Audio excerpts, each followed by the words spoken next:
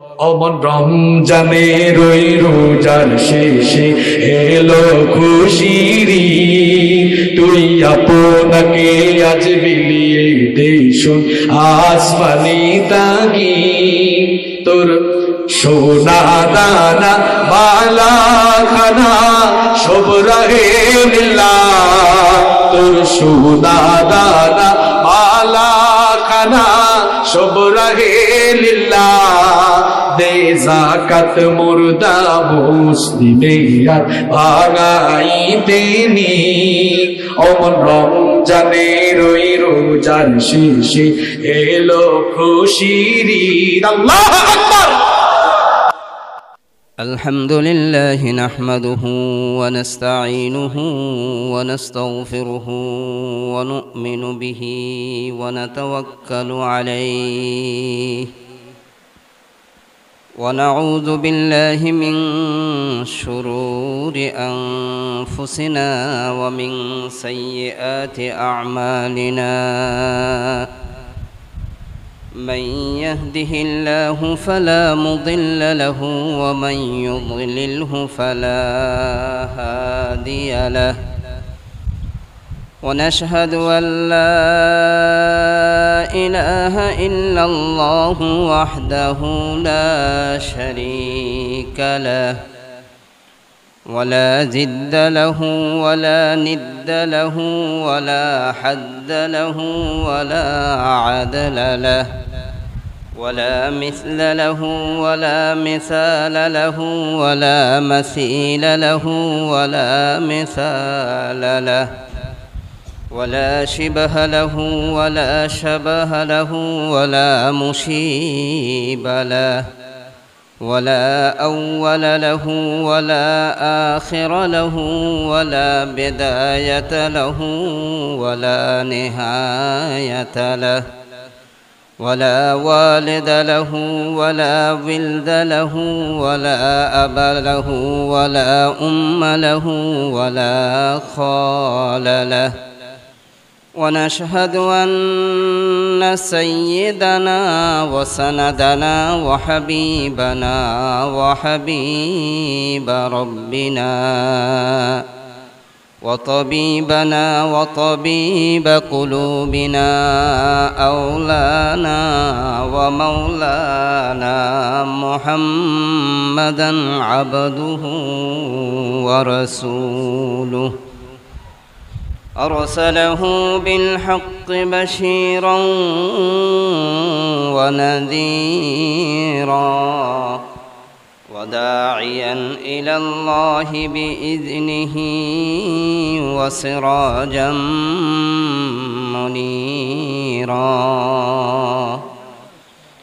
صلى الله تعالى عليه وعلى آله وأصحابه وبارك وسلم تسليما كثيرا كثيرا.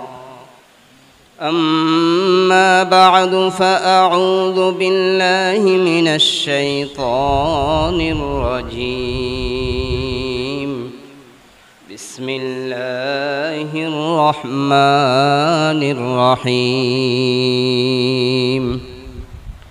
قد أفلح من تزكى وذكر اسم ربه فصلى، بل تؤثرون الحياة الدنيا والآخرة خير وأبقى، إن هذا لفي الصحف الأولى صحف إبراهيم وموسى. وقال رسول الله صلى الله عليه وسلم: للصائم فرحتان، فرحة عند فطره وفرحة عند لقاء ربه. وقال رسول الله صلى الله عليه وسلم في حديث آخر: من صام رمضان ثم أتبعه ستا من شوال كان كصيام الدهر كله أو كما قال عليه الصلاة والسلام آمنت بالله صدق الله مولانا العظيم وصدق رسوله النبي الكريم ونحن على ذلك لمن الشاهدين والشاكرين والحمد لله رب العالمين سبحان ربك رب العزة عما يصفون وسلام على المرسلين والحمد لله رب العالمين اللهم صل على محمد وعلى آل محمد كما صليت على إبراهيم وعلى آل إبراهيم إنك حميد مجيد اللهم بارك على محمد وعلى آل محمد كما باركت على إبراهيم وعلى آل إبراهيم إنك حميد مجيد بلغ العلا بكماله كشف التجى بجماله حسنت جميع خصاله صلوا عليه وآله रुखसार से बरका का दारा पर्दा उठा दो लिल्लाही मुझे हुस्न खुदा दाद दिखा दो बलगल उला बिकमालिही कशफत तुजा बिजमालिही हसनत जमीउ खिसालिही सल्लु अलैहि व आलिहि আল্লাহ তাআলার লাখো কোটি শুকর যে ফরওয়ারদিগারে আলম আমাদেরকে দীর্ঘ এক মাস সিয়াম সাধনার পরে আল্লাহ তাআলার একটা হুকুম ঈদুল ফিতরের নামাজ আদায় করার উদ্দেশ্যে আমরা ঈদের মাঠে উপস্থিত হয়েছি। এজন্য আল্লাহ তাআলার শুকরিয়া আদায় করি, আলহামদুলিল্লাহ। আল্লাহ তাআলা আমাদেরকে এক মাস সিয়াম সাধনা করার পরে আমাদেরকে হায়াত দান করেছেন। এই এক মাস সিয়াম সাধনার করার পূর্বে আমাদের থেকে অনেক লোক দুনিয়া থেকে বিদায় নিয়েছে। আল্লাহ তাআলা আমাদেরকে হায়াত দান করেছেন, যার জন্য আমরা আজকে ঈদের মাঠে আসার সেই সুযোগ হয়েছে। এজন্য আমরা আল্লাহর দরবারে শুকরিয়া আদায় করি, আলহামদুলিল্লাহ। এই পুরা মাস রমজান শরীফের পুরা মাস রোজার সাথে সাথে আমরা সালাতুত তারাবি এবং কোরআন তেলাওয়াত শুনেছি পড়েছি, তেলাওয়াত করেছি, জিকির আজকার করেছি। এই আমলগুলার করার দ্বারা যেই সফলতা অর্জন করেছি, এই সফলতা অর্জন করার পরে সফলতাটা ধরে রাখাটা হলো সবচেয়ে বড় বিষয়। সফলতা অর্জন করছি, যদি সফলতা ধরে রাখতে না পারি তাহলে এই সফলতা সব বিফল হয়ে যাবে। এই জন্য আমরা সফলতাকে ধরে রাখতে হবে। এই সফলতা ধরে রাখার জন্য আল্লাহ তাআলা আমাদেরকে কিছু এক মাস রোজা রাখার পরে যে এই যে নেক কাজগুলো আমরা করেছি, জিকির আজকার করেছি, তেলাওয়াত শুনেছি, এটার দ্বারা যে লাভ হয়েছে, এই লাভ যেন পুরা বছর আমরা লাভবান হতে পারি।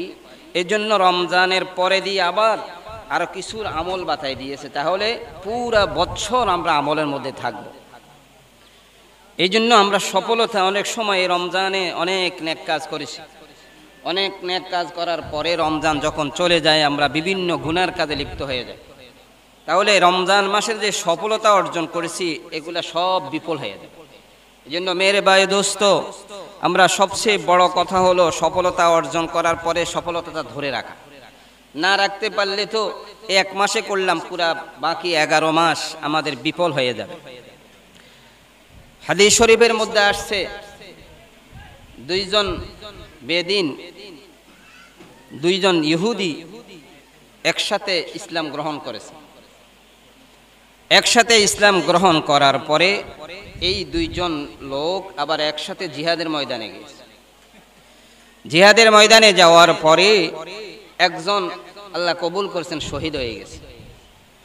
আর এক লোক একই সাথে যারা নাকি ইসলাম গ্রহণ করেছে একই সাথে জিহাদের ময়দানে গিয়েছে এবং একজন শহীদ হয়ে গেছে, আরেকজন আরো 1 বছর হায়াত পেয়েছে। শহীদের মর্তবা তো হাদিস শরীফের মধ্যে আছে, কোরআনের মধ্যে আছে, তাদের অনেক মর্তবা। তারা দুনিয়ার থেকে যখন নাকি শহীদ হয়ে যায় সাথে সাথে তারা জান্নাতি হয়ে যায় এবং তারা মৃত নয়। ওয়ালা তাহসাবান্নাল্লাযীনা কুতিলু ফি সাবিলিল্লাহি আমওয়াতা বাল আহইয়াউন ওয়ালাকিন লা তাশউরুন। তারা মৃত নয়, তারা জীবিত। তারা ডাইরেক্ট যখন নাকি শহীদ হয় তখন তারা জান্নাতে হয়ে যায়, তারা জীবিত থাকে।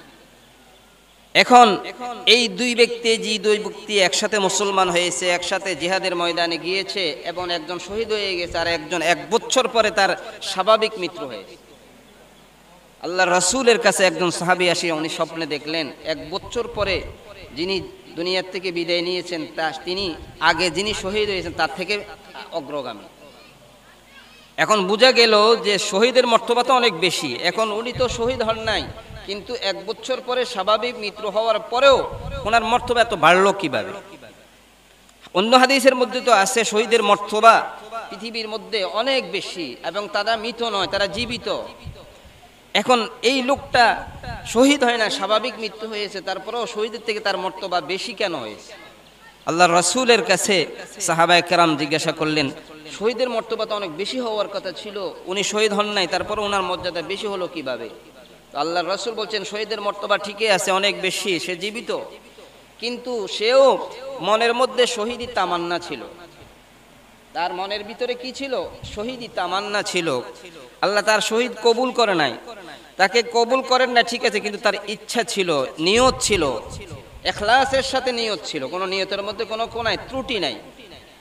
তো এখন সেও যদিও নাকি শহীদ হন নাই কিন্তু নিয়ত ছিল, শহীদের তামান্না ছিল, এই জন্য সে শহীদের মর্তবা তো আছে। তারপরে সে যে 1 বছর যে নেক কাজ করলো সেটার মর্তবা হবে না? ও তো শহীদের নিয়ত করছে, তামান্না ছিল, আকাঙ্ক্ষা ছিল, শহীদ হন নাই, কিন্তু 1 বছর যে সে আরো নেক কাজ, রোজা পাইছে, ঈদুল ফিতর পাইছে, এত কিছু পাওয়ার পরে তার মর্যাদা তার থেকে বেশি হবে না?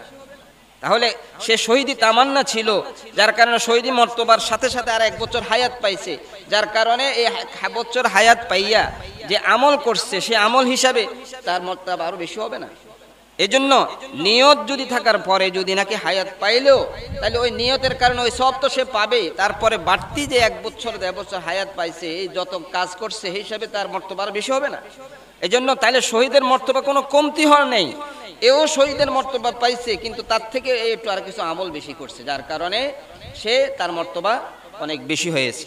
এই জন্য মেরে ভাই দোস্ত, নেক কাজের সাথে আমরা একসাথে আছি, কিন্তু যদি নেক কাজের নিয়ত করছি খালেস দিলে, শহীদের এবং জিহাদের মর্তবা এবং তামান্না, আকাঙ্ক্ষা, আশা রাখি আমি যদি নাকি হায়াত বেশি পাই, তাহলে তো সাথে সাথে এ নিয়তের কারণে তো আমি সেই সব পাবো, এরপর আরো যে হায়াত পাইছে, আরো আমল করছি, সেটার সব তো আমার আমল নামার মধ্যে আসবে।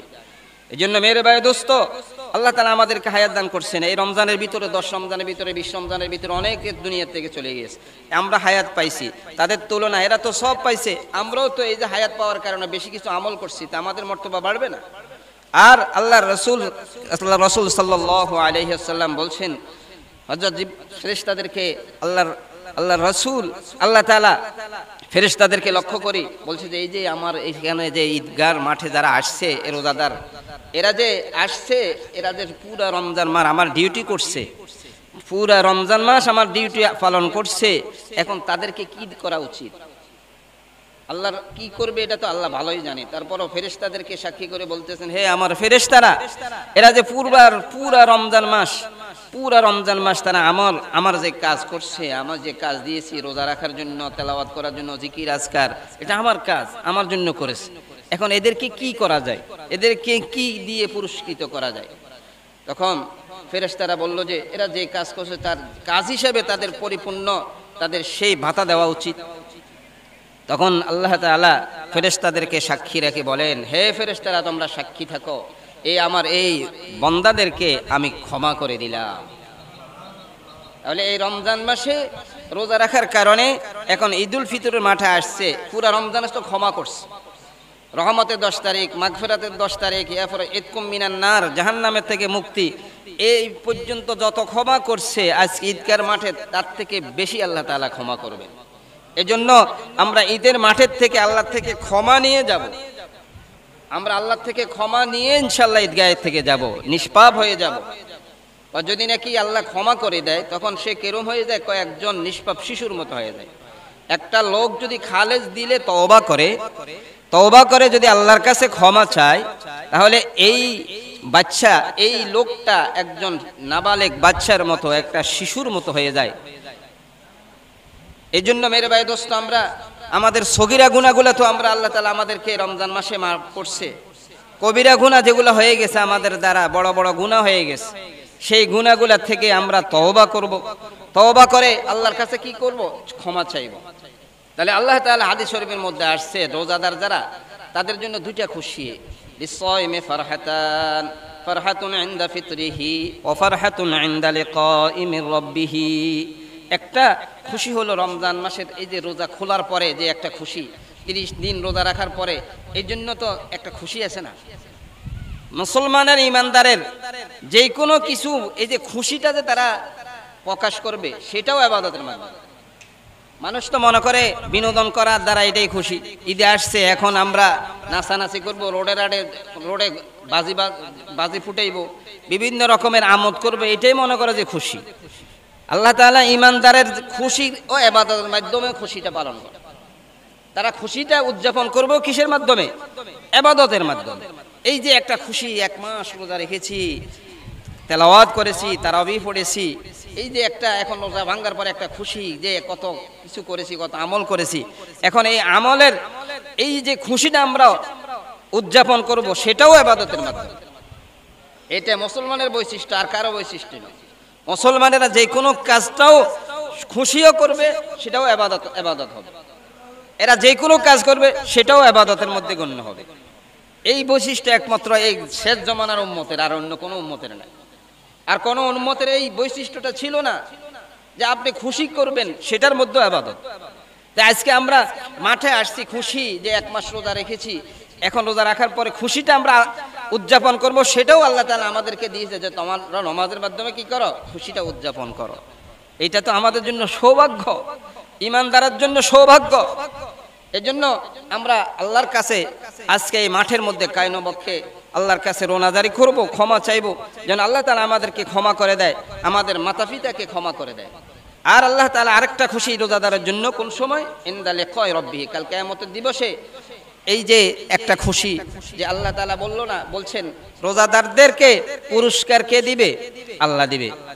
এটার ব্যাখ্যা কয়েকটা, একটা হচ্ছে আল্লাহ নিজ হাতে দিবে, আর একটা বলছে আনা আজজিবি, আমি নিজেই তার প্রতিদান। আমি নিজে প্রতিদান মানে কি? আল্লাহ যার বান্দা যদি নাকি আল্লাহকে খুশি করতে পারে, আল্লাহ যদি তার খুশি যদি হয়ে যায় তার উপর, তাকে মাল্লাহুল মাওলা ফালাহুল কুল, আল্লাহ যদি বন্দার হয়ে যায় তাহলে বন্দার আর কোনোটার অভাব নেই। যদি নাকি আল্লাহর যদি বন্দাকে পছন্দ করে, আল্লাহর যদি বন্দা হয়ে যায় তাহলে কি আর কোনোটার অভাব আসেনি? তখন আল্লাহ যেটা দেয় সেটাই তো আমার জন্য অনেক কিছু, কি বলেন? অনেক কিছুরা। এই জন্য আল্লাহ যে প্রতিদান দিবে, একটা হলো নিজ হাতে দিবে কাল কিয়ামতের দিবসে, আরেকটা প্রতিদান হলো বন্দার সাথে আল্লাহ সাক্ষাৎ হবে, দিদার। এটা বন্দার জন্য সবচেয়ে বড় একটা পুরস্কার। সবার সাথে আল্লাহ তাআলা কি দিবে না? দেখা দিবে না, দিদার দিবে না। এজন্য আল্লাহর ওলিরা সব সময় বলতো দিদার দে, দিদার দে, দিদার দে, আল্লাহ তুমি আমার সাক্ষাৎ দাও, তুমি আমাকে সাক্ষাৎ দাও। বান্দা কাল কিয়ামতের দিবসে আল্লাহ তাআলা বান্দাদেরকে সাক্ষাৎ দিবে। এটা হলো রোজাদারের জন্য একটা পুরস্কার। সেটা হলো কি আল্লাহর দিদার, একটা হলো আল্লাহ সাক্ষাৎ করবে তাদের সাথে। কার সাথে? বান্দার সাথে। এর থেকে বড় পাওনা আর কি আছে? যিনি নাকি আমার সব কিছু, আমার মাওলা, সেই মাওলা যদি আমাকে দেখা দেয়, এর থেকে বড় পাওনা আর কি। এই জন্য আনা আজিবি এবং ইনদা লিকাই রাব্বিহির এক ব্যাখ্যা হলো আল্লাহ নিজে দিদার দিবেন, আরেকটা ব্যাখ্যা হলো আল্লাহ নিজে এই রোজাদারের প্রতিদান দিবেন। এই জন্য একমাত্র অনেক কিছু আল্লাহ তাআলা দিবে বন্দাদেরকে, যদি নেককার বন্দা যারা, তাদেরকে জান্নাত দিবে, আল্লাহ নিজেতে দিবে এরকম কোনো কথা নাই। কিন্তু রোজাদারের ব্যাপারে কথা আছে, হাদিস শরীফের মধ্যে আসছে আল্লাহ তাআলা নিজেই এই রোজাদারের পুরস্কার দিবে। এই দুইটা ব্যাখ্যা গেল, একটা হলো আল্লাহ নিজ হাতে রোজাদারের পুরস্কার দিবেন, আর একটা হলো আল্লাহর সাক্ষাৎ দিবেন, আর একটা হলো আল্লাহ তাদের প্রতি রাজি। আল্লাহ যদি নাকি বন্দার প্রতি খুশি হয়, রাজি হয়ে যায়, বন্দার আর কিছুর দরকার আছে? আমার বস যদি নাকি আমার উপর খুশি থাকে, তাহলে আমার আর কোনো সমস্যা আছে? ছুটি কাটাইলেও সমস্যা নাই, যেদিকে যাই সমস্যা নাই, খালি বসের একটু বললে আমি একটু যাইতেছি সারে। ছুটি টুটি দরখাস্ত কোনো জিনিসের কি হয় না, প্রয়োজন হয় না। এইভাবে আল্লাহ তাআলা যদি নাকি বন্দার প্রতি খুশি থাকে, তখন আর কোনো কিছুর কোনো কি নাই, অভাব নাই। বন্দা যা চাইবে তা আল্লাহ তাই দিবে, বন্দা যা চাইবে আল্লাহ তাই দিবে। এই জন্য মেরে ভাই দোস্ত, 1 মাস সিয়াম সাধনা করছি, সিয়াম সাধনার করার পরে এখন আল্লাহর কাছে আমরা পাওনা একটা হলো আল্লাহ আমাদেরকে সাক্ষাৎ দিবে, এইটাই যে সবচেয়ে বন্দার জন্য বড় পাওনা। আর একটা হলো আমরা সফলতাটা ধরে রাখবো, এই ধরে রাখার একটা সিস্টেম হাদিস শরীফের মধ্যে আসছে, মান সামা রমাযানা তুম্মা আতবাহু সিত্তাম মিন শাওয়ালিন কানা কাসিয়ামিদ দাহরি কুল্লিহি।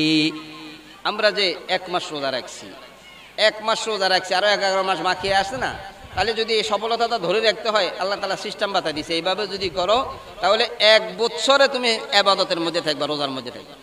সেটা হলো কি, যে ব্যক্তি রোজা রাখছে, যে ব্যক্তি এখানে আবার রোজা যে রাখে না, মান সামা রমাযানা, যে রোজা রেখেছে, এই কথাটা হলো, এই হাদিসটা হলো কার জন্য? যে রোজা রাখছে, সে আরো 6টা রাখলে পুরা বছর রোজা রাখার সব সে পাবে। যদি যে ব্যক্তি রোজা রাখছে, মান সামা রমাযানা সুম্মা আতবাহু সিত্তাম মিন শাওয়াল কানা কাসিয়ামিদ দাহরি কুল্লিহি, যে ব্যক্তি রোজা রেখেছে 1 মাস, 1 মাস কি রেখেছে? রোজা রেখেছে। সুম্মা আতবাহু সিত্তাম মিন শাওয়াল, এখন আজকে যে 1 তারিখ, এটা হলো শাওয়াল মাস। এই শাওয়াল মাসের যদি নাকি 6টা রোজা রাখে, কয়টা রোজা?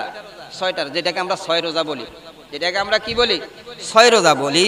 যদি নাকি রমজান মাসে রোজা রাখার পরে যদি নাকি শাওয়াল মাসে 6টা রোজা রাখি, এই 6টা রোজা আপনি লাগাতারও রাখতে পারেন, পুরা মাসের ভিতরে যদি 6টা রাখেন তাও রাখতে পারেন, প্রতি সপ্তাহ 2টা করে রাখেন তাও রাখতে পারেন। এই যদি 6টা রোজা যদি রাখা হয়, তাহলে কাসিয়ামিদ দাহরি কুল্লিহি, পুরা বছর রোজা রাখার সব আল্লাহ তাআলা আমার আমলনামার মধ্যে দান করবেন। আল্লাহ যে আমাদেরকে মাফ করবে শুধু তাই নয়, মাফ করার পরে এই যে আমার যে গুনাহ ছিল, এই গুনার পরিবর্তে নেক দিয়া দিব, আমার আমলনামার মধ্যে কি দিবে? নেক দিয়া দিবে। গুনাহ তো মাফ করছে, গুনাহ তো করছে, এখন যে গুনাহ যেগুলা মাফ করছে, এটার পরিবর্তে আল্লাহ কি দিয়ে দিবে?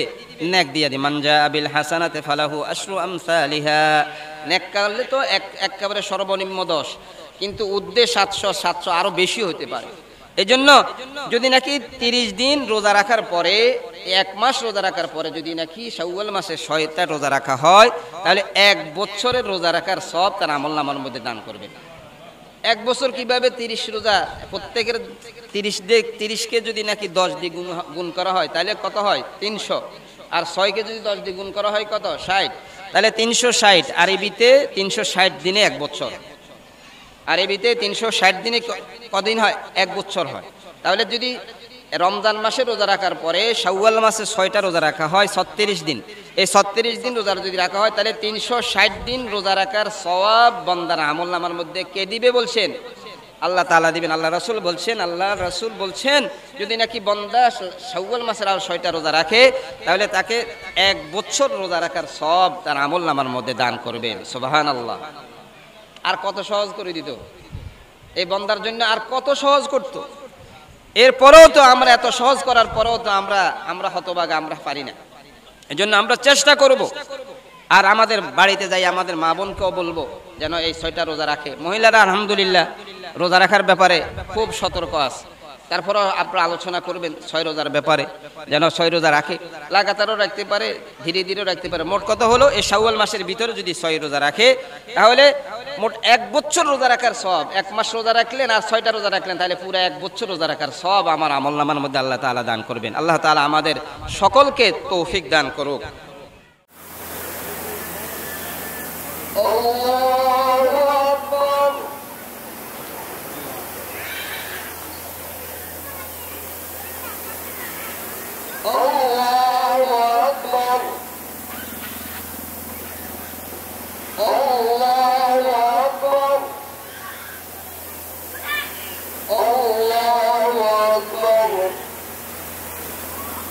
الحمد لله رب العالمين الرحمن الرحيم مالك يوم الدين إياك نعبد وإياك نستعين اهدنا الصراط المستقيم صراط الذين أنعمت عليهم غير المغضوب عليهم ولا الضالين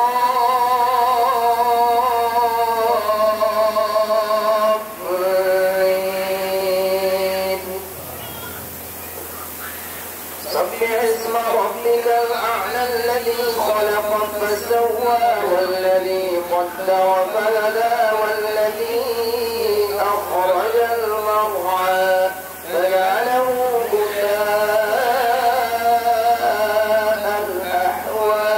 سنقرئك فلا تنسى إلا ما شاء الله إنه يعلم الجهر وما يخفى ونيسرك لليسرى فذكر إن نفعت الذكرى سيذكر من يخشى ويتجنبها الأشقى الذي يصلى النار الكبرى ثم لا يموت فيها ولا يحيا قد أفلح من تزكى وذكر اسم ربه فصلى بل تؤثرون الحياة الدنيا والآخرة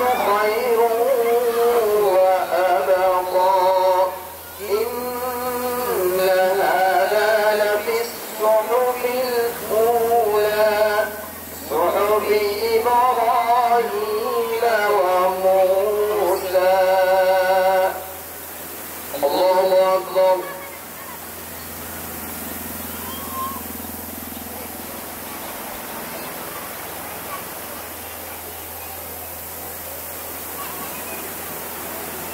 سمع الله لمن حمده الله أكبر الحمد لله رب العالمين الرحمن الرحيم مالك يوم الدين إياك نعبد وإياك نستعين اهدنا الصراط المستقيم صراط الذين أنعمت عليهم غير المغضوب عليهم ولا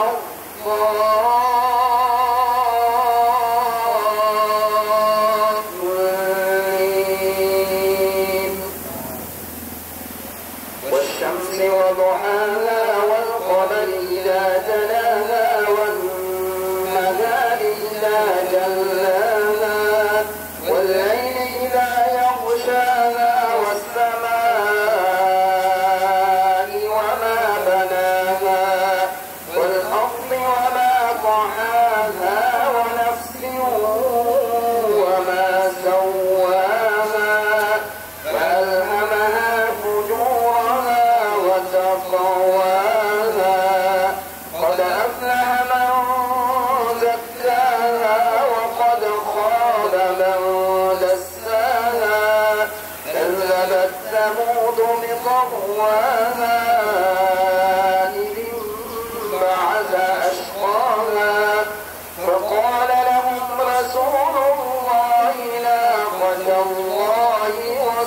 ضياها فكذبوه فعقروها فدمدم عليهم ربهم بذنبهم فسواها ولا يخاف عقباها. الله أكبر الله أكبر الله أكبر الله أكبر.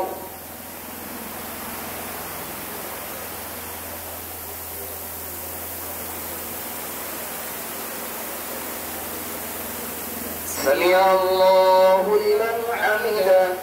السلام عليكم ورحمة الله. السلام عليكم ورحمة الله. الله أكبر الله أكبر لا إله إلا الله والله أكبر الله أكبر ولله الحمد. الحمد لله نحمده ونستعينه ونستغفره ونؤمن به ونتوكل عليه ونعوذ بالله من شرور أنفسنا ومن سيئات أعمالنا. من يهده الله فلا مضل له ومن يضلله فلا هادي له. ونشهد أن لا إله إلا الله وحده لا شريك له. ونشهد أن سيدنا وسندنا وحبيبنا ومولانا محمدا عبده ورسوله أرسله بالحق بشيرا ونذيرا وداعيا إلى الله بإذنه وسراجا منيرا. صلى الله تعالى عليه وعلى آله وأصحابه وبارك وسلم تسليما كثيرا كثيرا. أما بعد فإني أوصيكم بتقوى الله والمعاذبة على ذكر الله. ألا خير الكلام كلام الله وأحسن الهدي هدي محمد صلى الله عليه وسلم وشر الأمور محدثاتها وكل محدثة بدعة وكل بدعة ضلالة وكل ضلالة في النار. من أطاع الله ورسوله فقد رشد ومن يعص الله ورسوله فقد غوى. ربنا اغفر لنا ولإخواننا الذين سبقونا بالإيمان ولا تجعل في قلوبنا غلا للذين آمنوا ربنا إنك رؤوف رحيم. الله أكبر الله أكبر لا إله إلا الله والله أكبر الله أكبر ولله الحمد. اللهم أمطر شابيب رضوانك على السابقين الأولين من المهاجرين والأنصار والذين اتبعوهم بإحسان خصوصا على الخلفاء الراشدين المهديين أبي بكر الصديق صاحب رسول الله في الغار رضي الله تعالى عنه وعمر الفاروق كامع أساس الكفار رضي الله تعالى عنه وعثمان ذي النورين كامل الحياء والوقار رضي الله تعالى عنه وعلي المرتضى أسد الله الجبار رضي الله تعالى عنه وعلى سيدا شباب أهل الجنة الإمامين الهمامين أبي محمد الحسن وأبي عبد الله الحسين رضي الله تعالى عنهما وعلى أمهما سيدة النساء فاطمة الزهراء رضي الله تعالى عنها وعلى عميه المكرمين بين الناس أبي عمرة الحمزة وأبي الفضل العباس رضوان الله تعالى عليهم أجمعين. أولئك حزب الله ألا إن حزب الله هم المفلحون. اللهم وانصر من نصر دين محمد صلى الله عليه وسلم واجعلنا منهم واخذل من خذل دين محمد صلى الله عليه وسلم ولا تجعلنا منهم اللهم أيد الإسلام والمسلمين اللهم أعز الإسلام والمسلمين اللهم احفظ الإسلام والمسلمين اللهم احفظ بلادنا وبلاد المسلمين اللهم انصر المجاهدين في كل مكان اللهم انصر المجاهدين في هذا الزمان اللهم انصر المجاهدين في فلسطين اللهم انصر المجاهدين في لبنان اللهم انصر المجاهدين في يمن اللهم انصر المجاهدين في بريطانيا اللهم انصر المجاهدين في الكشمير اللهم انصر المجاهدين في الأركان اللهم انصر المجاهدين في كل مكان الله أكبر الله أكبر لا إله إلا الله والله أكبر الله أكبر ولله الحمد اللهم أرنا الحق حقا وارزقنا اتباعه وأرنا الباطل باطلا وارزقنا اجتنابه اللهم إني أسألك علما نافعا وعملا متقبلا ورزقا طيبا اللهم اكفني بحلالك عن حرامك وأغنني بفضلك عمن سواك اللهم إني أعوذ بك من البرص والجنون والجذام ومن سيء الأسقام أعوذ بكلمات الله التامات من شر ما خلق اللهم إني أعوذ بك من الهم والحزن وأعوذ بك من العجز والكسل وأعوذ بك من البخل والجبن وأعوذ بك من غلبة الدين وقهر الرجال ربنا آتنا في الدنيا حسنة وفي الآخرة حسنة وقنا عذاب النار يرحمكم الله ربنا آتنا في الدنيا حسنة وفي الآخرة حسنة وقنا عذاب النار أعوذ بالله من الشيطان الرجيم فاذكروني أذكركم واشكروا لي ولا تكفرون বিসমিল্লাহির রহমানির রহিম। সম্মানিত উপস্থিতি, কোনো লোক যদি অন্তর থেকে বলে আমি তোমার বাবাকে চিনি, খুব ভালো মানুষ ছিল, তখন অন্তরটা গর্বে ভরে যায়। সকল কবরবাসী মা বাবাকে আল্লাহ যেন ব্যস্তবাসী করে এবং জীবিত মা বাবাকে আল্লাহ যেন নেক হায়াত দান করেন এবং সুস্থতা দান করেন। সম্মানিত খতিব সাহেব, উপস্থিত প্রিয় এলাকাবাসী এবং কমিটির অন্যান্য সদস্যবৃন্দ, আসসালামু আলাইকুম রহমতুল্লাহ বারাকাত। সবাইকে কমিটির পক্ষ থেকে ঈদ মুবারক, ঈদ মুবারক। আমরা প্যান্ডেলে ঢুকার থেকে এ পর্যন্ত যেভাবে ছিলাম, ঠিক আমাদের খতিব সাহেব মুনাজাতের মাধ্যমে আমাদের আজকের এই প্যান্ডেল থেকে আমরা মুনাজাত শেষ করে সবার জন্য দোয়া করে আমরা বাইরে হব। এই পর্যন্ত সবাই ধৈর্য সহকারে দুই একটা কথা শুনবেন এবং কেউ কথা বলবেন না। আমাদের কালেকশন সব আগের মতো, যে আমাদের ঈদের বিশেষ কালেকশন এবং এই এলাকার মুরব্বীদের স্মৃতি বিজড়িত এই মক্তবখানা জন্য কালেকশন করা হবে। আমরা কেউ আওয়াজ না করি, ধীর স্থিরভাবে আমরা ইয়ে করি। আর দীর্ঘদিন বছরে একবার আপনাদের সামনে উপস্থিত হই দু একটা কথা বলার জন্য। আপনারা ধৈর্য সহকারে কথাগুলো শুনবেন, এটা আমাদের সবার জন্য মানে কথাগুলো অত্যন্ত গুরুত্বপূর্ণ। আর আমি যেহেতু দায়িত্বে আছি, আমারও উচিত দু একটা কথা বলার জন্য। ধন্যবাদ সবাইকে। এখানে কালেকশনের জন্য যাদেরকে বলছি, আমাদের নূর মোহাম্মদ, তারপর দিয়া কবির, এরপরে আকবর, মাসুদ, মন্নান, সোলোমান, ইসমাইল। হ্যাঁ, আপনারা সোহাগ, আপনারা সবাই উঠে মানে এখান থেকে প্রথম যাবে ঈদের বিশেষ কালেকশন।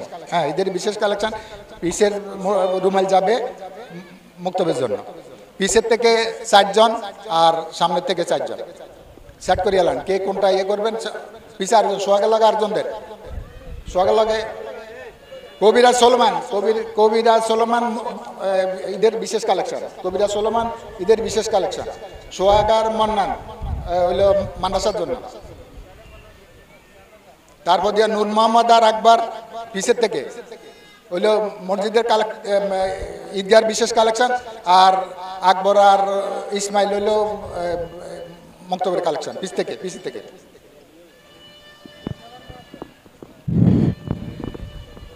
আমরা সবাই যেভাবে নিরাপত্তা ভাবে আসি ঠিক এভাবে আমরা মোনাজাত দিয়ে শেষ করব। সম্মানিত উপস্থিতি, এই এলাকাতে আমরা মসজিদ কমিটি সমিতি এবং ক্লাব যে যারা দায়িত্বশীল আছেন তারা আপ্রাণ চেষ্টা করে আপনাদের এলাকাতে ভালো এবং সমাজ উন্নয়ন এবং মানব কল্যাণের জন্য কাজ করার জন্য এই হিসাবে বছরে একবার আপনাদের সাথে উপস্থিত হই। এই হিসাবে একটু ধৈর্য সহকারে আপনারা দু একটা কথা শুনবেন। আর আমাদের খতিব সাহেব যে আলোচনা করছেন আমি সহ আমাদেরকে সবাইকে এই কথাগুলোর উপর আমল করার জন্য আল্লাহ যেন তৌফিক দান করেন, আমিন। গত ঈদ থেকে এ পর্যন্ত যাদেরকে আমরা হারিয়েছি এলাকার থেকে অনেকেই বিদায় নিয়েছেন। আমরা সবাই তাদের জন্য দোয়া করব এবং তাদের বিদায় আত্মার মাগফিরাত কামনা করছি। আল্লাহ তাদেরকে বেহেশতে বাসিব করেন।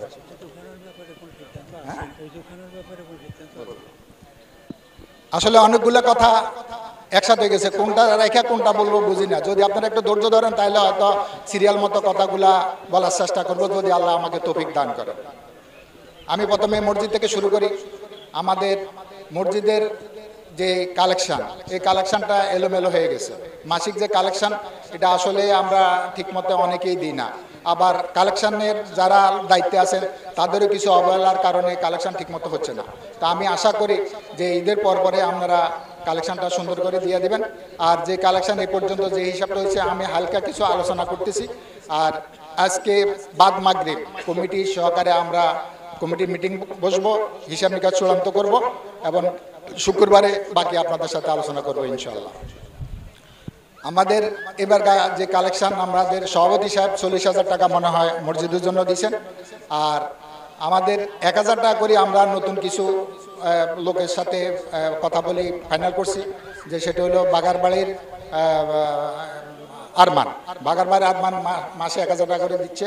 তারপরে দেয়া ওই বড়বাড়ির মানে আমার কুমারবাড়ি যেটা বলে এটার রাজু সহকারে এরা মাসে 1,000 টাকা করে দেওয়ার প্রতিশ্রুতি দিচ্ছে। আমার ভাতিজারা মাসে 1,000 টাকা করে দিত, এবার 2,000 টাকা করে সেটারে 2,000 টাকা করছে এবং একসাথে 24,000 টাকা আমার ভাতিজা নিয়ে আসছে। আমার 3টা ভাতিজা আজকে আমাদের সাথে এই ঈদের জামাত আদায় করছে। আমরা সবাই ওদের জন্য দোয়া করবো এবং আমাদের সভাপতির বড় ছেলে দেখলাম আসছে। আসলে যারা এলাকাতে ভালো ভালো পদে আছে বা ঢাকা চিটাং আছে তাদের উচিত এলাকার নারীর টানে অন্তত এলাকার সাথে অন্তত ঈদের জমাটটা যাতে শেয়ার করি, এলাকার লোকজনের সাথে পরিচয় হওয়া। শুধু মৃত্যুর পরে লাশ কোথায় কবর দিবে এটা লইয়া জায়গা খোঁজাখুঁজি শুরু করি দেয়, তখন দেখা গেছে যে আর মানুষ চিনেও না। ওই মাইকে যখন এলান করে তখন শুনে এর আগ পর্যন্ত কেউ চিনে না। এগুলো আমাদের কালেকশন। আর বাকি যে কালেকশনগুলা এটা আপনারা দ্রুত এই শুক্রবারের মধ্যে আপনারা যার যে কালেকশন করছেন এটা দিয়ে দেবেন। আর একটা লোক এক জায়গায় কয়বার যেতে পারে, যতবারে বলি পরে দিব পরে ওই লোক বিরক্ত হইয়া দেখা গেছে আর যায় না। তা আমি অনুরোধ করব যে আপনারা নিজের উদ্যোগে এই টাকাটা আমরা যত নিজের উদ্যোগে এবং নিজের স্বেচ্ছায় আমরা টাকাটা দান করি। আর আমাদের বিদেশি প্রবাসী যারা আছে তারা অনেকে দোয়া চাইছে। এলাকার আমাদের যারা মুরব্বী তাদের জন্য আমরা দোয়া করব। আমাদের মধ্যে অনেকে অসুস্থ আছে, আমরা তাদের জন্য দোয়া করব ইনশাআল্লাহ। আমাদের ঠাকুরবাড়ির ফারুক প্রায় প্রতি মাসে মসজিদের জন্য 1,000 টাকা করে দান করে এবং যে কোনো খরচ সে সবসময় মানে অংশগ্রহণ করার জন্য চেষ্টা করে। তার ছেলে খুবই অসুস্থ, আমরা তার জন্য বিশেষ করে দোয়া করব ইনশাআল্লাহ। আমাদের এবার এই রমজান উপলক্ষে আমরা মসজিদে যে আমাদের এলাকার উদ্যোগে ইফতার আয়োজন করছি, ওইখানে প্রায় 1,04,000 টাকা আমাদের কালেকশন হয়েছে। এত টাকা মনে খরচ হয় নাই, কিছু হিসেব চূড়ান্ত হিসাবের করে আমরা আজকে হিসাব করে জানতে পারবো, হয়তো কিছু টাকা আমাদের হাতে আছে, এটা আমরা প্রয়োজনে আগামী বছরের জন্য আমরা ব্যবহার করব, যেহেতু এই টাকাটা টোটালি ইফতারের জন্য দেওয়া হয়েছে।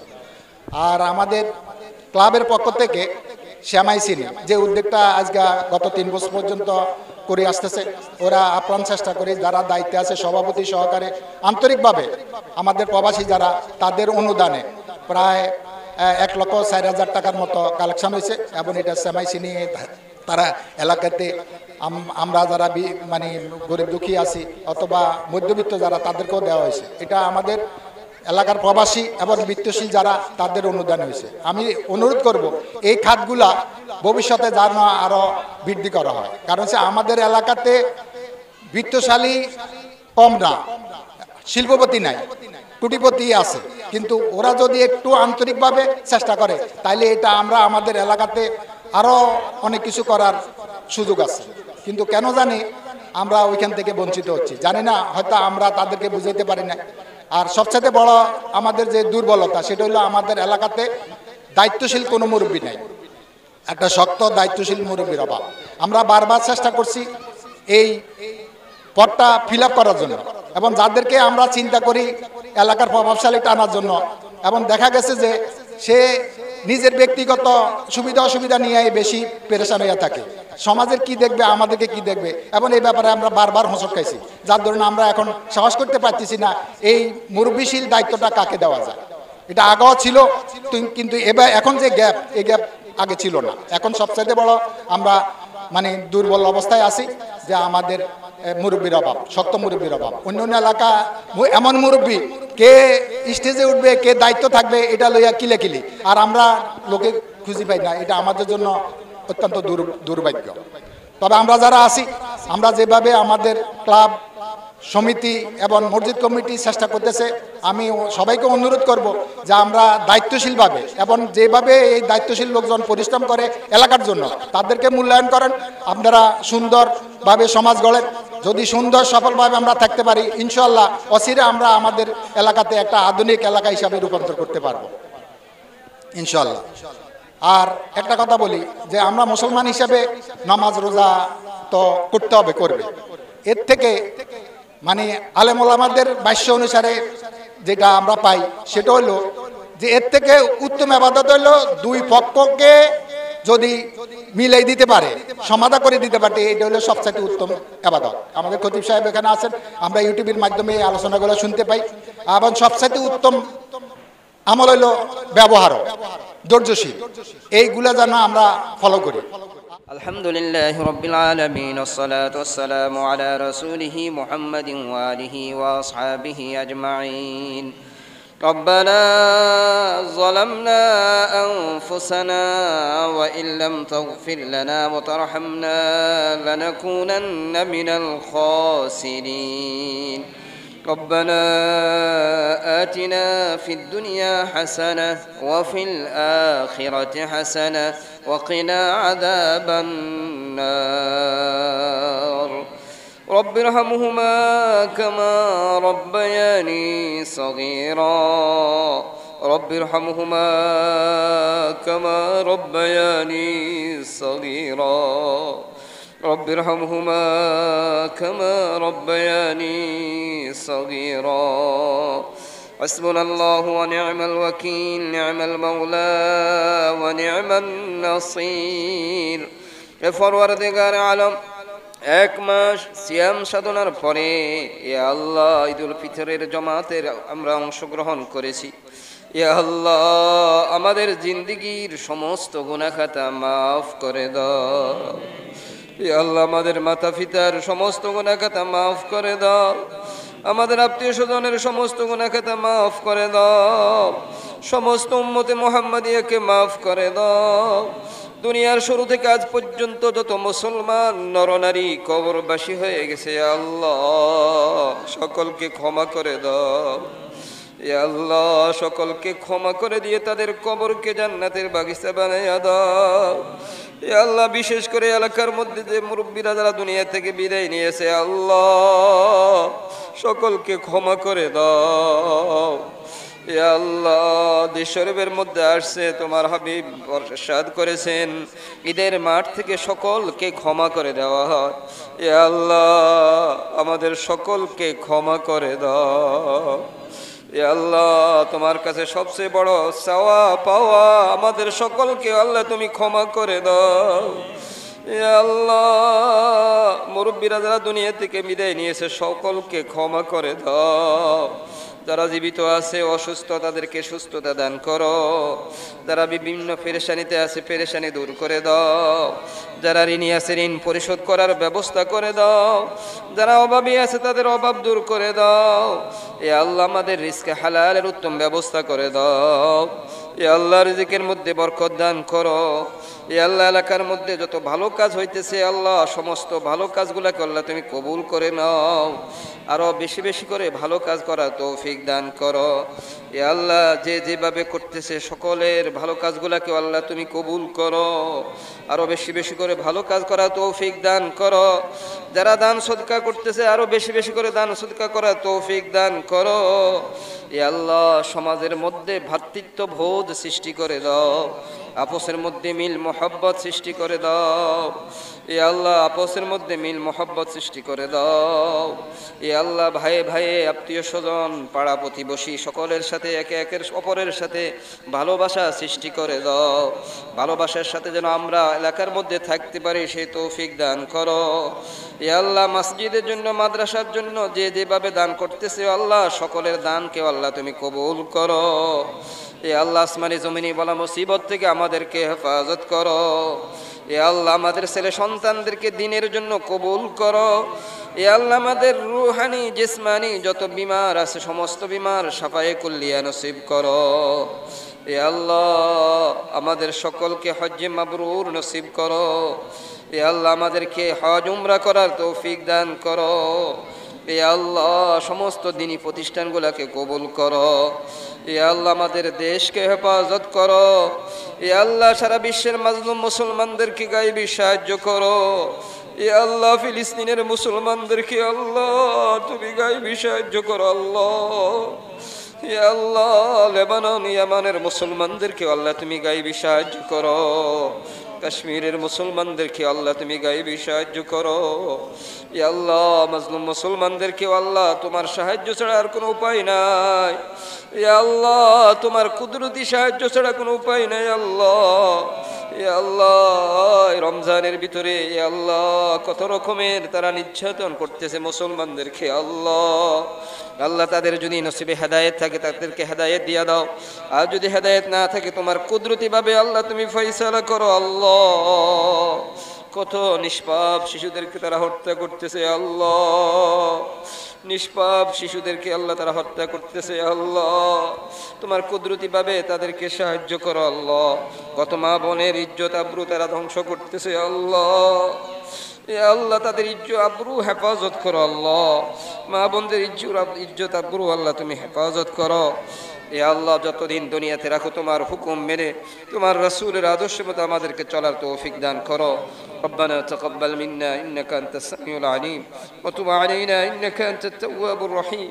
سبحان ربك رب العزة عما يصفون وسلام على المرسلين والحمد لله رب العالمين.